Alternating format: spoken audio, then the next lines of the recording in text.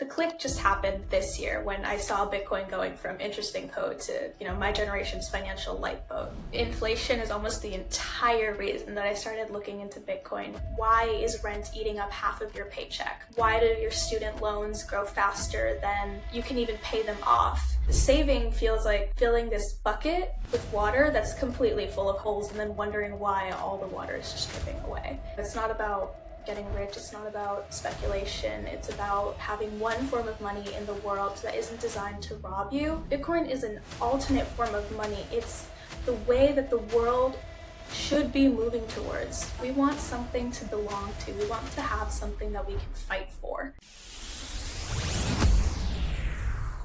Today, I'm excited to welcome Nikki to the podcast. Nikki is a Gen Z college student who launched the Orange Peel Pod, where she is peeling back Bitcoin one episode at a time. Welcome to the Bitcoin Edge, Nikki. Thank you for having me, Paula. I'm really looking forward to today's discussion. I'm looking forward to chatting with you too and hearing about Bitcoin from the Gen Z perspective. So before we get there, tell us a little bit about yourself and what led you to Bitcoin. Yeah, so I am a college student right now, and I'm 19. I'm studying computer science.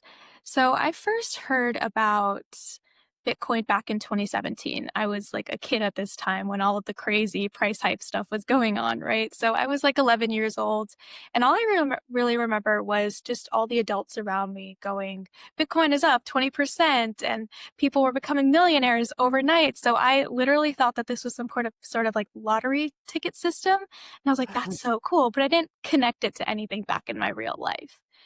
But in 2022, some of that changed, not all of it. So I was in my senior year and I was writing this research paper on the 2008 global financial crisis. And I was diving into, like Lehman Brothers and the subprime mortgages and the government bailouts, all of that good stuff.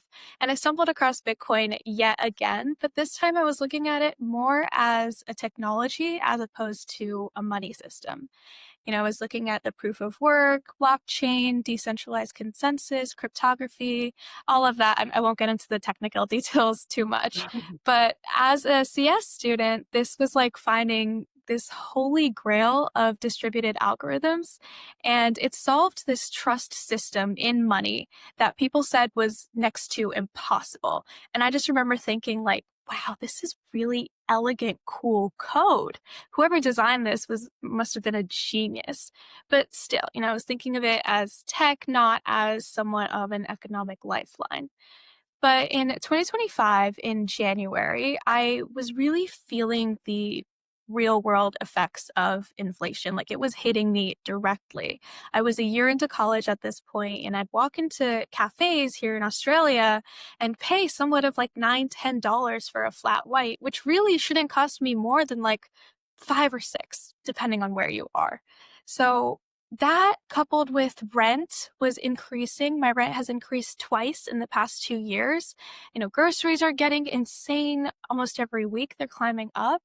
And for the first time, I was really feeling what older people had been saying for years, right? I was feeling that the system was actually rigged against me. And my dad had sat me down around this time to watch Joe Bryan's What's the Problem video, which incredible video. I mean, it's the reason I started thinking about Bitcoin in the first place. He frames it so clearly, the comparison between the fiatellos and the satoshis and how fiat money is just infinite and controlled by these governments and they're all designed to lose value over time. While Bitcoin, on the other hand, is, it's finite, it's transparent, it's enforced by code and numbers and computers, which is so cool. And this was the answer to why I felt like the harder I worked, the further behind I was falling. And yeah, I mean, my Bitcoin journey, it wasn't just like one light bulb moment. It really just came in phases. And the click just happened this year when I saw Bitcoin going from interesting code to, my generation's financial lifeboat. Well, I have to say you are an unusual young lady because you wrote your thesis or your paper on the 2008 financial crisis. So you had an interest a little bit in what was going on with the system and then several touch points to get to Bitcoin. Yeah, a little bit. I think at the time we all had to write a research paper, and I was just looking for something that was kind of related to economics. And I'm not really sure what the click point was for me. I just came across the financial crisis and I never really knew what happened. So I thought, why not dive into this? And are your family into Bitcoin? And are they the ones who orange pilled you, or did you find it on your own? My family is pretty heavy into Bitcoin. I'd say my parents are like very, very orange pilled, and they've been since like maybe 2021, 2022. And I've always come from a family that has valued financial literacy. So my parents had me reading books like The Psychology of Money and Quit Like a Millionaire when I was in high school, basically. And they were always talking about it, and they would talk about the financial crises around the world. And I was like, you know what? Why don't I dive into this? I mean, I have dinner table discussions anyway. It might be nice to, get a paper out of it. And then I came across Bitcoin from a tech perspective, and, I didn't really care for the economic angles of it, but my parents were pretty into it at the time. But even then, I don't think they were seeing it as an alternate form of money until just about last year. So really, I'd say all of our orange pilling kind of just came at the same time, which was pretty cool. And so for you, when you were living on your own as a college student, was that extra, fuel to the fire because now you were having to pay for your own bills and you're noticing that things are going up? Yeah, I mean, if I had to sum it up, I'd say inflation is almost the entire reason that I started looking into Bitcoin, right? Not even so much about, debt and paying my own bills. It's just the fact that I was watching what I used to pay $5 for, that same flat white, it went up to like $7 or $8 this year. And it's absolutely insane, right? Like there And tell was us what an article. tell us what a flat Oh, white is. yeah. So a flat white, it's just a latte, but there's like less foam on it. Okay. Yeah, it's just like a latte. So there was this article that I read a couple weeks ago, actually, on the 7 News, which is the local news here in Melbourne. And it was literally a headline just saying that cafes are warning us that $12 coffees are around the corner. $12 is a lot to pay for a coffee. And this is 12 Australian dollars, which is somewhat of maybe 9 US, from a local cafe too. So this isn't even something like Starbucks. And it was just seeing the prices of things go up and seeing the possibility of owning a home and getting married and having kids drift so far into my financial future that I was like, something is deeply wrong here. And there needs to be a fix. And I came across, Bitcoin is that fix. Well, that's really cool. Do you think many of your friends, well, do you see many of your friends over there, are they into Bitcoin yet, or are they noticing there's a problem? They're not into Bitcoin quite yet. I've done my fair share of trying to orange pill my friends, but it is pretty hard. So if I had to, sum things up on how everyone's feeling, I'd say everyone's in this mindset of seeing our financial future being stolen from us, right? So if we talk numbers for a second, I have friends in the US who are going to American colleges. American Gen Z holds over, I think it's like 1.66 trillion USD in student loan debt. And this is with average balances around maybe like 39 or 40,000 US dollars. And here in Australia, we have this system called HEX debt, which is kind of like a deferred payment plan for your tuition. And you set this up with the government. And this year, it's compounding at 7% interest, which is an insanely high interest rate. I mean, that basically means that every year you don't pay, you're getting charged for just existing. Like you don't even have to be you're just existing and you're getting charged, right?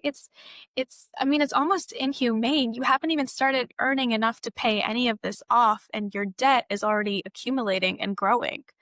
And I mean, there's the cost of living that everyone's been feeling, since a lot of us are on our own now and we live in, apartments or student accommodations in the cities.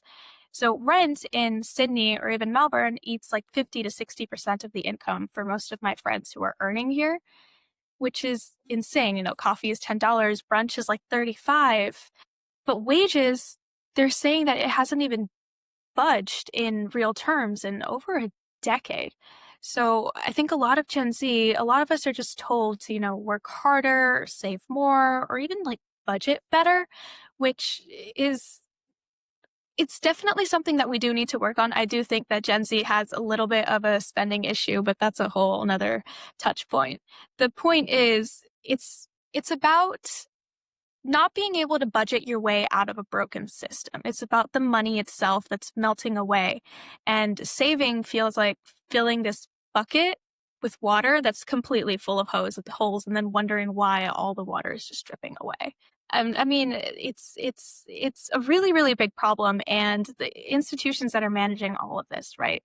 Gen Z also doesn't trust them. We have almost no trust in banks and government and traditional sovereignty altogether.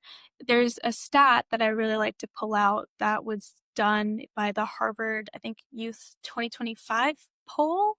It was where they say only about 19% of Gen Z say that they trust the federal government, regardless of whichever political party is in power. 19% is historically low numbers. That means almost none of the American Gen Z trust the government. And honestly, like, why would we? I know I don't trust them. Every policy decision that they make, it seems to kick our can down the road. And the people that end up voting the bill are us and our parents and our coworkers. It's ordinary citizens. So this is why I'd say Bitcoin matters to Gen Z. You know, it's not about getting rich. It's not about speculation. It's about having one form of money in the world that isn't designed to rob you. You know, Bitcoin has this fixed supply of 21 million, and no politician is able to print more or just, you know, add to the supply. It's governed entirely by math and code, not by corruption. And also, it's completely borderless, right? It's global and it's accessible. So this just means that every paycheck that Gen Z earns, every coffee that we buy, every even rent payment that we make is just a reminder that fiat money is quite literally stacked against us, because that is what it was designed to do. It was designed to profit out of our debt and our misery. Bitcoin is the one system that isn't. So it isn't a matter of why Gen Z should care about Bitcoin anymore. I think that's pretty clear. I think now the problem at hand that we're seeing is Gen Z has already experienced, you know, inflation and crippling debt and cost of living crises.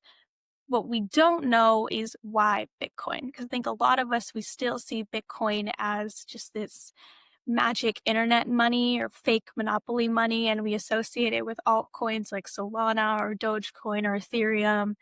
And it, you know, it's all just, this world seems so closed off when you're outside of it, and it seems so far out of reach. So really, it's just a matter of, you know, spreading the word to Gen Z and just being like, hey, this is actually something that's real. Separate this from all of the other meme coins, right? It's Bitcoin, it's not crypto. Which is something that a lot of the Orange Pill community likes to say, which I love that saying. I always tell my friends this. But yeah, I know I went on a bit of a tangent there, so I'm sorry about that. But Hey, you have an incredible message and you sold me. But there is a little bit of a disconnect, right? Because I see that what you're saying is Gen Z don't trust government, but they still don't really see that there's a problem with the money. yeah, this is a bit of a tricky one, because I think it all boils down to how we go about explaining the alternatives. Hey there, want to sleep easy? Microseed lets you stamp your seed phrase onto a small steel washer. Buy the device once and use it forever. I love it. It's discreet, precise, and easy to transport. Get yours below. For powerful self-custody with no backdoors, I recommend the Trezor wallet. For peace of mind with collaborative custody, the Bitcoin Advisor is a trusted team who can also help with inheritance planning. Just scan the QR code or use the link below. Now, back to the show. A lot of the Gen Z that I know is seeing a problem with the money, but that, you know, that could just be because I'm friends with a lot of like computer science and economics majors. So this is something that we think about a lot. But really, it comes down to how you present the alternatives, right? You can't start with charts about Bitcoin. You can't say, look, it went up 40% this year, because that sounds like gambling, if we're going to be honest. That sounds like literally making money off of it sounds like a get rich quick kind of scheme. So we have to start with what Gen Z is feeling every single day. We have to ask them, why is rent eating up half of your paycheck? Why do your student loans grow faster than you can even pay them off? Why is your savings account paying you like 1% to 2% when the inflation rate is somewhat of 6%, if we're going to use what is the real estimated inflation rate? So once you get them kind of nodding along and agreeing and thinking about, where their money is going, that's when you connect the dots. That's when you explain that fiat money is designed to melt because it's not backed by anything, right? It's backed entirely by government's will. Governments can print more at any time that they please, but you pay this price with higher costs. You pay this price with your coffee going up and your groceries going up, and the possibility of you owning a home and a car just getting further and further away. Bitcoin is a system that is designed to hold value. It's deflationary by design. There will only ever be 21 million. You have to explain why this economic scarcity is its true asset. It's the true reason that Bitcoin is here to stay and can be a replacement to the money that we use today. And if you really, really want to dive into it, you can totally make this cultural as well. You can share all the orange pill memes that are on X and Instagram and TikTok, wherever you are. You can, drop short YouTube shorts, reels, TikTok clips.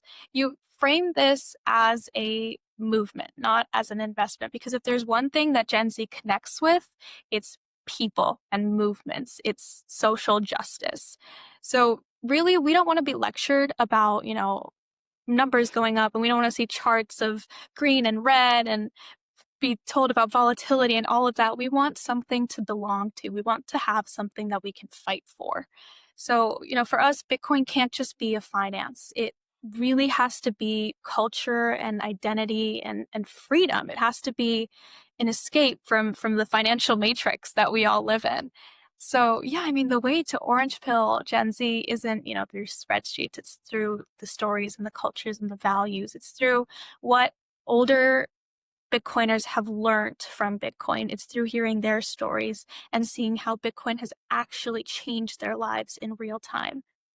Yeah, I really love that. And I want to get into how you're doing that on TikTok and on YouTube, because I know you just started your channel. But I'm also thinking, when I was your age, I was definitely not thinking about saving, even in my 20s. So I give your parents a lot of credit for planting that seed.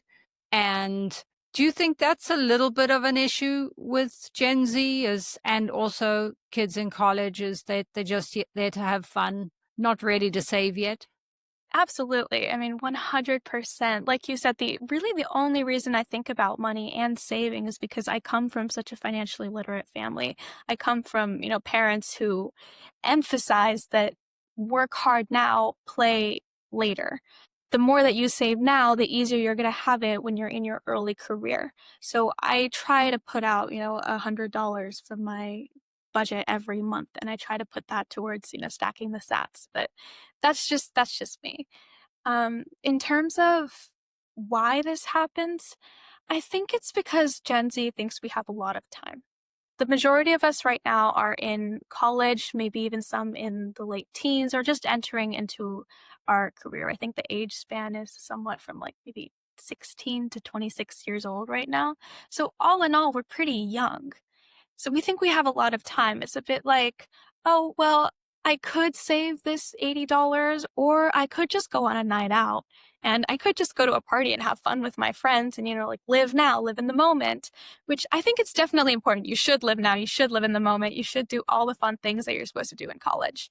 But it is a really important fact that what you do now financially is going to shape how you enter the workforce, your finances when you enter the workforce, and you're really left to fend for yourself almost entirely.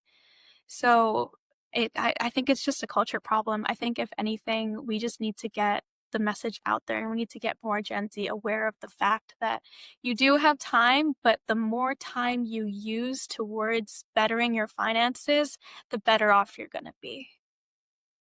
Yeah. And I want you to talk a little bit more about why Gen Z really need Bitcoin. I'm in real estate and I was renting apartment to a Gen Z, and I look at the credit report, which shows me the debt, and there were over 250,000 in student loans. And Oh my she's got an gosh. incredible job, I'll say that, anesthesiologist, but it's still a lot to pay back and you're only paying the minimum. So, yeah, tell us a little bit more why Gen Z really need Bitcoin.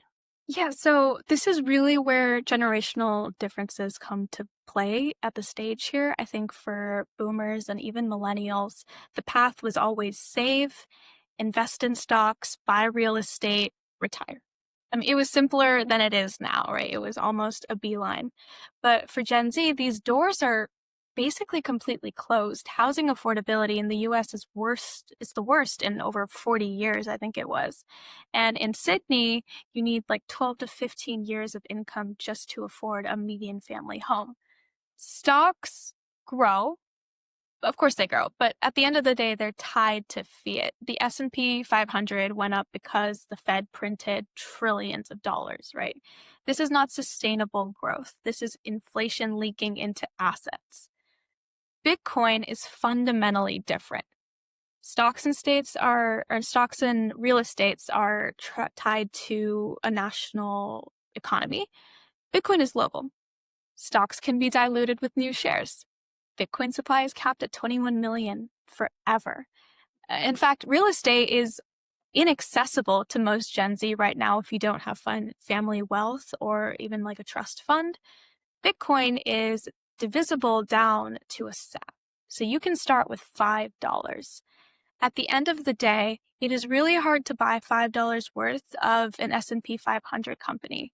What you can do is buy $5 worth of Bitcoin, and you can keep buying $5 worth, maybe every day, every other day, every week, however it fits into your budget. And you can basically know for certain that what you put into Bitcoin is going to give you returns in the future. It is going to give you secure, guaranteed returns that are unlike anything else. Yes, they say Bitcoin is too volatile, but at the end of the day, like so are stocks, right? So is the dollar, so is the US dollar. And volatility, I think, is the number one critique that most Bitcoiners will hear about Bitcoin. And it is true. Bitcoin does swing around 20% in a month. And here's the thing though. Volatility is quite literally the price of early adoption. So if we think back to the adoption of internet back in the 1990s, and this is a comparison that I always like to make because I think we run history in 20-year cycles. So if we think to Y2K and the internet, we saw stocks like Amazon and Apple completely crash like 90% before becoming these trillion-dollar FANG giants. Nobody says now that the internet was too volatile or we shouldn't have touched it, right? We recognize that the early stage adoption came with turbulence. So let's tie this back to fiat. People think fiat is stable. People think it's predictably going down, right? But the US dollar has lost 96% of its purchasing power since the last century. The Australian dollar has been inflated way too much as well. Even in the past 20 years, housing prices in Sydney rose over 200%. I mean, Australia has one of the worst housing markets, one of the worst real estate markets in the entire world. I mean, it's worse than the US. And this isn't stability. This is a guaranteed slow bleed of our money. So yeah, I mean, Bitcoin moves up and down in the short term, but once you zoom out, since 2010, it's averaged over 100% at a compound annual growth rate. So if you held Bitcoin for 4 years, that basically means historically you've never lost. You've never lost your money. And for Gen Z, it all comes down to a trade-off. What's the one thing that my dad really, really loves to say, in fact, it's like hammered into my brain, is that life is all about trade-offs. And he'll say this to me every day about everything. So this is a trade-off. And for Gen Z, that trade-off is very simple. Do you want the guaranteed loss of fiat or the temporary volatility of Bitcoin, an asset that holds its value long term? Volatility at the end of the day is noise, and that signal that should draw you to Bitcoin is its scarcity. Yeah, that's so well said. And you mentioned it earlier, but education is part of getting the Bitcoin ethos out to people. I think it's just so important that once we can get the Bitcoin message out, then it's important to learn about the volatility. And the way you put it was just perfect. You've also said that Bitcoin rewards savers. Explain that a little more. Yeah, so we know that fiat, the money system that we have right now, the US dollar, the Australian dollar, it rewards your debt. It rewards spending and borrowing. And I said this a bit earlier in the interview as well. I mentioned that Gen Z has a really big spending problem. We are spending at rates that the generations before us have not spent. And I think part of this is due to like fast fashion culture. We are a digital native generation as well. So we are so glued to our phones and social media. Everything we see other people do on there, everything we see other people buy, we want to buy that as well. So we're spending at just the insane rates, which we should not be spending at when we're in our late teens, early 20s, and really trying to secure our financial futures. I'm so sorry. Could you repeat the question? Well, I love that you went on to the spending part, because I don't think it's just your generation, but you are definitely telling us that your generation is spending a lot. And maybe that's part of the reason that they, I don't think most of you are thinking of buying houses yet, but it's very hard to afford, like you said. So, yeah, my question was more about that Bitcoin rewards savers. I suppose you have to want to be a saver first, and you also have to get your spending under control. How do we reach Gen Z on this issue? When it comes to saving, I think it's all about how you present it. It's all about how you convince someone who's part of Gen Z that the work they put in now will pay off in the future. Because as I was saying before, the issue for a lot of us is we think we have so much time. Like you were saying, we're not thinking about buying houses right now because, again, it is so far into our financial futures. I mean, if we look back 50 years ago or even like 60, 70 years ago, people our age were buying houses. They were getting married and starting families, right? Pretty much when they were 21, 22. Now, when you're 21 or 22, you probably can't even afford to rent an apartment in Manhattan, right? That goes up to what, like $4,000 per month? It's crazy numbers. So because of this disconnect, because of the fact that it's so far into our futures, we're not thinking about it. We're like, oh, we'll figure it out when we have stable jobs. What we need to do is convince Gen Z that what you do matters now, or what you do now matters now as well as in the future. And the way to go about this is, like I was saying earlier, connecting your stories. We need to talk to older generations and talk to them about their experience with the fiat system because they earned and lived on it, and they had the time to move over to Bitcoin. And now they know what that's like, right? I think a lot of older Bitcoiners have been in the game, at least I can say since 2017, which this was what, 8 years ago? We're coming up on almost a decade. This is enough time to have, stories of how Bitcoin have helped them go from, being, some people like to say being a sheep, being a follower, to being a critical thinker and adopting financial freedom, escaping the matrix, as some authors like to say. So it comes down to education, and that's part of the reason why Orange Peel is here. I noticed that there weren't a lot of Gen Z people in this space, and there are a few really great ones. Ella Huff, notably, is one of them. I mean, she's just amazing. I watched a TED Talk that she did as well on Bitcoin when I was really, really early into the game, and it was just like She's so well articulated. But at the end of the day, there weren't a lot. And so I thought, well, maybe it would be helpful to have someone online who's actually learning about Bitcoin. Because when I first started learning, I felt totally out of place. I was asking the same questions. Why do I need to save now? What if I just started 5 years into the future when I'm a grown up and I actually have to worry about grown up things? Why can't I just be young now and go on trips and go to parties and buy $10 coffees? So I was feeling totally out of place. And most of the podcasts, most of the Bitcoin podcasts out there were economists debating these monetary theories or, finance or crypto bros flexing about their portfolios and being like, you need to sell your house and buy Bitcoin. We don't have houses to sell. We don't have money. And that is the root of all of the problems with getting Gen Z to buy Bitcoin is we don't have money. So we need to be convinced that buying Bitcoin or even saving it and putting it into a savings account, which I don't recommend, but it's a step up from just taking in what you get and spending all your paycheck and literally living paycheck to paycheck.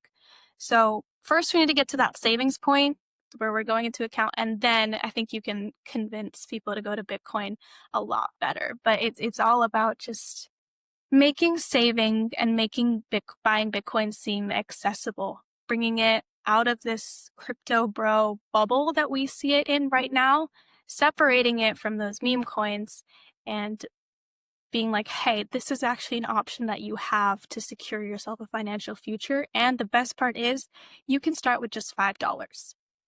You can start with $5 and no time. I think one thing that's really great about Bitcoin that I've noticed as opposed to, the S&P 500 or NASDAQ or options trading is Bitcoin requires almost no effort from me. I go in with $5 to $10, I buy my sats, and that's it. Takes like maybe 5 minutes if the internet is being slow. That's not the same with investing. That's not the same with, Wall Street. You go in, you have to do your research. A lot of people are getting into trading right now. I see a lot of my friends who are doing options trading, and I'm like, guys, you're putting in so much time and you're not even getting returns that are worth this. I'm telling you, if you spend a fraction of the time that you're spending right now, put it into Bitcoin, 40 years, even 20 years down the line, you're going to thank me. You're going to thank everyone on YouTube who is a Bitcoiner. And again, we really have to work on just making Bitcoin accessible and bringing it into mainstreams. Just keep talking about it, keep orange pilling as much as you can, keep sharing these stories. Do what you got to do. Yeah, I love that. I love that you're doing it. I think you have a really powerful message. I was wondering, have you found many of your friends or people you know going into the altcoins because it's a easy way to trade or make a quick buck? And how do you explain the difference between the two? So I've never personally been into altcoins or meme coins, but people around me have. So I have a younger brother, actually. He's 16. He bought Dogecoin back in like 2019 or 2020. And every day he would bring his phone to my dad and be like, look, Dogecoin is up this much. Look, I'm getting rich. And my dad would be like, just you wait. Because my parents are very anti-meme coin, right? For them, it's always, Bitcoin, not crypto. So then, obviously Dogecoin crashed, and I don't even know if it's around anymore, actually. I have not kept up with it. But I think the one that's going really big right now is Solana or even Ethereum. So I have friends that will bring these points up to me as well. They're like, well, why would I buy Bitcoin when I could go invest in Ethereum or Solana and get returns that are like 1,000x? You can get returns that are 1,000x, but at the end of the day, Bitcoin is about long-term conviction. And you might cash out now, and if that's your preferred form of cashing out, that's fine. But you have to separate Bitcoin from crypto. You gotta do it. Because at the end of the day, these alternate crypto, these meme coins are run by a CEO, right? They're not decentralized and finite the way Bitcoin is. That means if the CEO of these companies feels like adding more to the supply, feels like, splitting, I'm not really sure how these things work, but feels like adding more to the supply, they totally can. And no one will stop them because it's their coin. it's their company. Bitcoin is totally different. No one has the power in Bitcoin. In order to add to the network, you have to get all of the nodes to agree. You have to get all of the miners to add this onto the ledger, and it's insane. You can say this is next to impossible, because getting that many people to agree to you, impossible. It's a whole different game. Bitcoin is not an investment. Bitcoin is not an asset. Bitcoin is a new currency. Bitcoin is an alternate form of money. It's the way that the world should be moving towards, in terms of currency of exchange, in terms of how we assign value to currency, in terms of how we store value is probably the best way to put it. So yeah, I mean, I try my best to tell my friends that, Bitcoin, it's you can keep your cryptos, you can keep your Solanas and your Ethereum, but let's buy Bitcoin as well. Let's hold on to these and just see where it goes in 10, 20 years. Because we have that time, if we're going to be realistic. I'm 19 right now. In 10 years, I'm going to be 29. In 20 years, I'm going to be 39. I'm still going to be pretty young. So much time to invest in Bitcoin and see where it's going to go.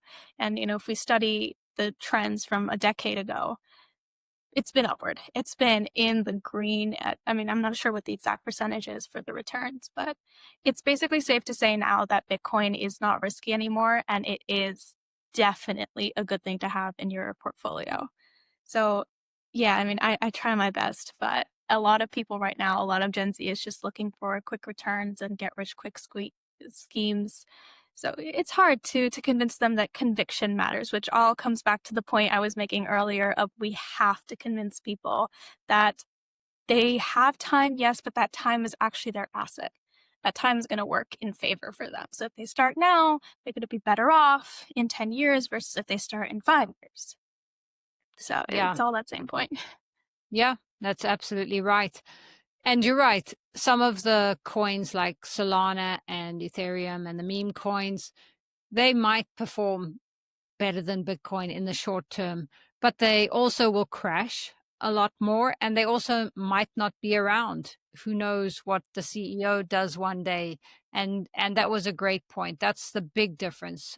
Bitcoin has no authority, no CEO, whereas all the other ones have somebody who can create more. And yeah, but I think the good thing is it brings people in, and those people who are even in crypto, at least they're on their learning journey, because I started with altcoins too. So, well, when they crash, then you're like, okay, well, what's going on here? And it sometimes gets you to go deeper down the rabbit hole. Right. Yeah, absolutely. At the end of the day, what matters is getting people started somewhere. So whether that's, crypto or the S&P 500, or even just like a savings account, which really isn't really a savings account because you're losing your money over time, but that's a whole different thing, right? What matters is getting people thinking about money, and that's what we've got to do. So tell us a little bit about what inspired you to start the Orange Peel podcast. And do you also do TikTok and other areas? I'm not on TikTok quite yet. I am on Instagram and X. That's where I'm probably most active, but I'm trying to get into short form content just because I know it's really hard to get Gen Z to sit down and watch these 50, 60-minute long videos. So I'm trying to get, into making quick little reels of quick little lessons. But back to the point, Orange Peel I started it as kind of an alternative, or maybe as an accompaniment to the other podcasts, with crypto bros flexing about their portfolios. A lot of us, like I was saying, we don't have money. We're not in the space to start learning how to invest quite yet. But it's nice to have someone who's there, who's just curious, asking all the dumb questions that nobody else wants to ask, and trying to connect these dots back to our everyday worlds. So I thought, why don't I just hit record on my own learning journey as well? What if I documented, the messy, the raw, the whole unfiltered process of just figuring Bitcoin out? So yeah, that's how Orange Peel started. It's not polished. I don't try to script things. It's raw, it's casual, it's meant to be conversational, because that's how Gen Z actually learns. We learn from each other, from vibes, from people sharing stories, and just from people being real. So, yeah, I mean, the goal is not to make everyone an expert. The goal is to just peel back every layer of Bitcoin, one episode at a time, to show students that you really don't need a finance degree or any coding skills or any economics knowledge to get started with Bitcoin. You just need to be curious. You just need to be thinking about your money. You just need to have an open mind to an alternative and just be willing to hear other people out. And I mean, yeah, hopefully by hearing me talk to other people, because I like to do a lot of interview style podcasts because, obviously I don't know much. So part of Orange Peel is because I was being selfish as well. I wanted to force myself to learn. And I thought, hitting record and creating content, I can't hide behind that procrastination. I can't be like, oh, I'll finish the chapter of, I'm reading Broken Money right now, and I plan to do a video on this in a few weeks' time. But because of that, I've been telling myself, okay, I need to read this many chapters today and this many chapters tomorrow. And so if I don't read it, I can't make that video. So being held accountable for something, it's just for me. I realized that, the journey itself might be more valuable to people than the polished expert advice, because again, we don't want gurus, we want peers, we want classmates. So yeah, I mean, that's the story behind Orange Peel. So you're not doing all AI produced episodes, and Gen Z actually does like real. That's cool. Yes, we do like real. I like that. Well, I just wanted to make a comment before I go there. I think you know a lot. You know a lot. And I know you're growing Thank and learning, you. but you've got a lot of great information. Thank Do you. you know what you think your Bitcoin message is? Bitcoin message. This is a good one. I Like think a Bitcoin philosophy, but it could be a message. I think this might be a basic one, but Bitcoin is for everyone. Bitcoin is not just for crypto bros. It's not just for finance bros. It's not just for tech bros up in Silicon Valley. Bitcoin is for everyone, because at the end of the day, it's not an investment. It's an alternate form of money. It's a solution to the problems that we're facing. Yeah, I mean, that's what I have to say, because that's the problem that I'm seeing. It's that people just think Bitcoin is in this bubble and it's so inaccessible. It's not. Bitcoin is always going to be there for you as long as you're willing to learn about it. As long as you're willing to give Bitcoin the chance, it can basically promise you returns, like guaranteed. And are you an advocate for self-custody?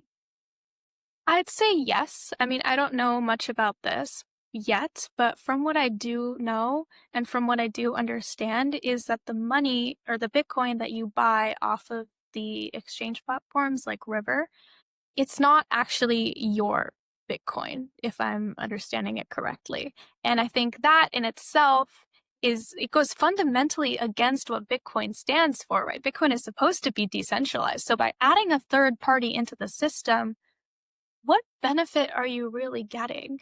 And I think my dad and I were talking about this actually, and I forget the name of this exchange, but there was one that completely tanked a couple years ago.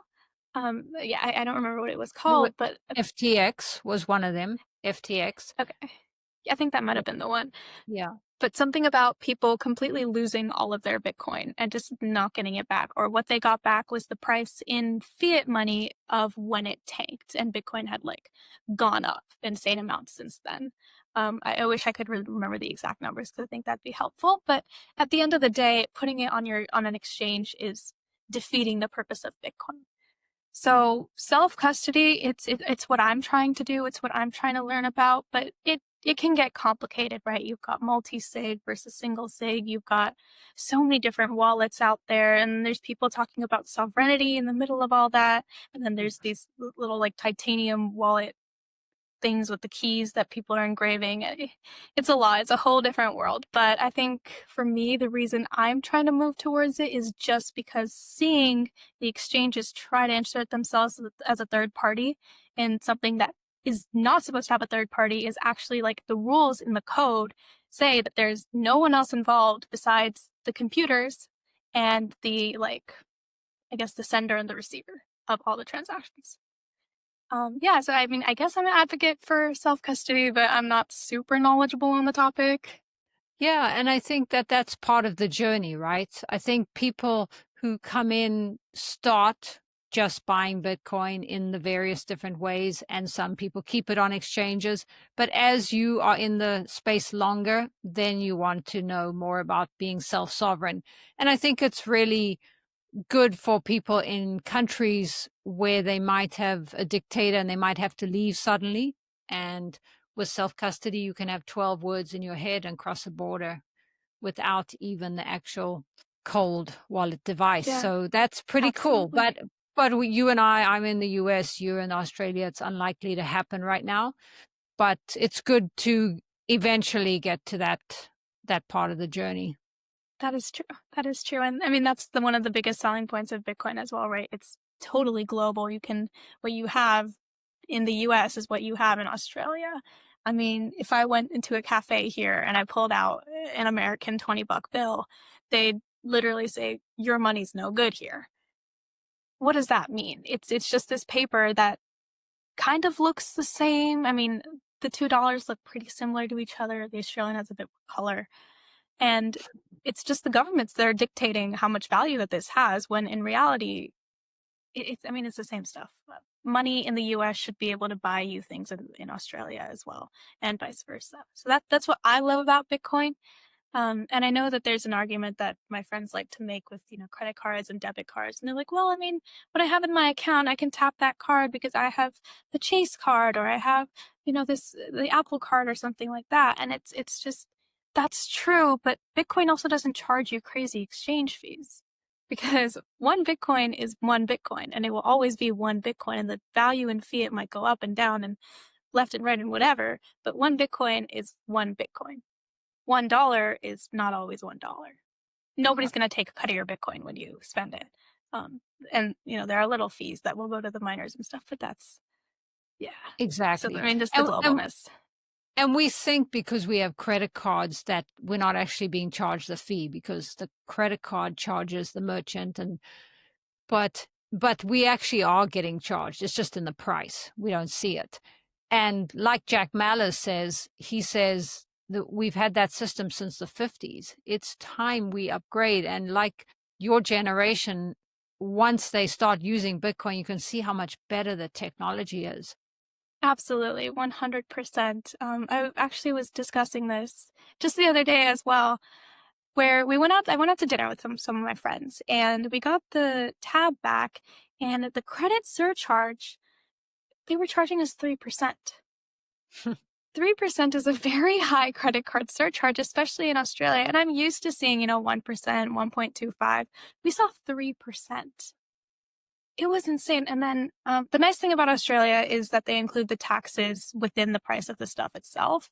But then, there's all these added things, just like the liquor surcharge, and there's the weekend surcharge, and gratuity, and Sundays, everything. There's so much that gets added onto it.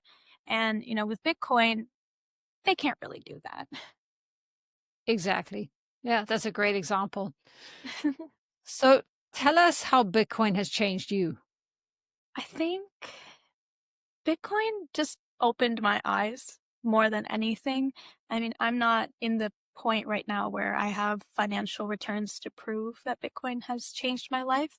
But in terms of mindset, there's a reason that a lot of the Bitcoiners you see are also very much into their health and making connections and reading books, and just doing and spending time outside is a big one. I think, is it Dr. Satoshi who talks a lot about, getting vitamin D? And there's a reason that a lot of Bitcoiners are so into making sure every other aspect of their life is healthy as well. And I think one of that is because they have time to do so. uh, I did an interview with someone, and what he said was that Bitcoin took care entirely of the financial aspect of his life, and he had time to focus on his family. And I thought, just hearing that was insane, right? I mean, I'm looking at my parents, and now that, they're into Bitcoin, everything just seems healthier. They have time to go to the gym. My dad, he goes to the gym and he puts on these podcasts, And I think his favorite one is British Hodl. I think that's one that he really, really loves. He puts on all these podcasts and he'll be there for the hour and a half, the 2 hours. He's just working out. And I'm thinking, number one, how do you have the time for this? Number two, how do you have the energy for this? Because I go to the gym and I can't be there for 2 hours. I mean, I get exhausted. But he's there. He'll be on a run, on a walk, lifting, whatever.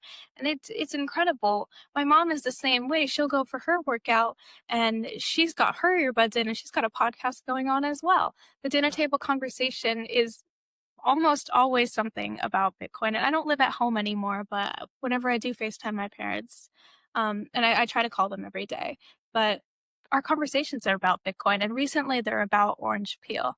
But it's just seeing the way that Bitcoin is making people around me happier. It's making people around me healthier and less miserable is all I can say. I think when you're stuck in this fiat matrix, as a lot of people like to put it, you're constantly thinking about how you're going to afford your next rent, how you're going to pay for your groceries, how are you going to pay your bills. You don't have enough to save one month. You want to take a vacation. Bitcoin is different. Bitcoin is different because what you've put into your savings, you know it's going to stay in your savings, right? That money is not losing value. It's always going to be deflationary. I think as long as the US dollar is around, which let's be honest is going to be for a very long time, and that continues to be inflationary, Bitcoin's value is going to go up. And even when the US dollar isn't around anymore or when it goes stagnant, Bitcoin's value is still going to go up because this is how deflationary assets work. And I think Jeff Booth explains this really well. I mean, everything I know about deflation, I know because of him. So it's not so much that I've seen the financial returns in my life. It's just I've seen the quality of life being improved for so many people around me. And that is worth so much more than seeing Bitcoin go 10x or 20x. Your happiness is worth everything. Your mentality is worth everything in this world. Well, I just have to give a shout out to your parents who have raised an amazing daughter, amazing young kid. And thank you. Before I have a couple more questions for you, but let's get on to my niece who I'm trying to orange pill, and she's your age. And she probably won't get to this part of the interview, so that's okay. But I also just want to say that Bitcoin parents can see what amazing Bitcoiners they can raise, just what you've learned from your parents, and then going off on your own journey and reading, I mean, Lynn Alden's book and Jeff Booth, really amazing. But just getting the interest and being that touch point for somebody is so important. So yeah, my niece, so she owns some Bitcoin. I'm thinking of taking it to her over the Christmas holidays so that it's actually in her possession. She hasn't added to it. And, I don't know exactly how to get through to Gen Zs, but I think, like you said, I'll point her towards your podcast. And is there anything that you would say to somebody who's just on the outskirts? Yeah, so I mean, that story makes so much sense to me. I think first off, again, Gen Z isn't motivated by numbers going up. We're not motivated by price hype. If that was enough, we would all be day trading meme coins and altcoins. What we care about is meaning. If you just hand someone Bitcoin and you say, it might get you rich, it feels hollow, it feels like gambling. But if you explain that this is a money system that cannot be corrupted, this is a community that stands for fairness, complete, absolute fairness, regardless of who you are, where you are, how old you are, whatever your identity is. Bitcoin is going to be fair for you and to you. This is how you protect your financial future from being stolen. That lands. That really lands. Price will grab attention, but purpose and culture and values are really what keep Gen Z here. And I mean, like you were saying, that's what Orange Peel is here to do. We want to make Bitcoin part of Gen Z culture. We don't want it to just be a speculative asset or, investment anymore, because the next wave of adopters that are coming in, it won't come from just chasing the gains. They'll come from people who are actually seeing a problem at hand with our financial system and realizing that Bitcoin is the fairest game that we've ever been invited to play. So, I mean, it's funny because the more you study Bitcoin, the more you learn, the less you care about the price, right? I don't check the price because, quite frankly, I don't care. I mean, I would rather put my time into watching a whole bunch of podcasts and learning everything that I can learn and doing my own research than going in and being like, oh, Bitcoin's at like 106 or something today. I don't know what it's at. But, at first it's like, oh, cool, I doubled my money. And then you get into it and you're like, wait, hang on. This is really freedom. This is sovereignty. This is the antidote to inflation. That's your orange pill moment. That's right there. Seeing Bitcoin be the solution to inflation, I think as a whole is just the orange pill moment. It's the thing that you need to hammer into a lot of Gen Z. So I hope that your niece watches this, and I hope that, if she can't get through the whole thing, at least watches this part, because it's just seeing Bitcoin as the solution to why our coffees are increasing and why our rent is increasing. That's the answer. That's when you go from being, I think Bitcoiners like to say a normie, to being a hodler, to being a Bitcoiner, to caring. Yeah, I love that message. Well, I really appreciate you joining me today, and I will post links to all of your YouTube channel, your X. Thank you. Just tell us again, for people listening, where they can find you. Yeah, I mean, so on YouTube, Instagram, X, you can find me at Orange Peel Pod. I'm also on email. Those are also, reach out to me, however. My DMs are always open. YouTube comments, I always try to respond. And yeah, I'm looking forward to maybe seeing some of you on Orange Peel. Well, thank you so much for joining me today. Thank you, Paula. This was a really great conversation.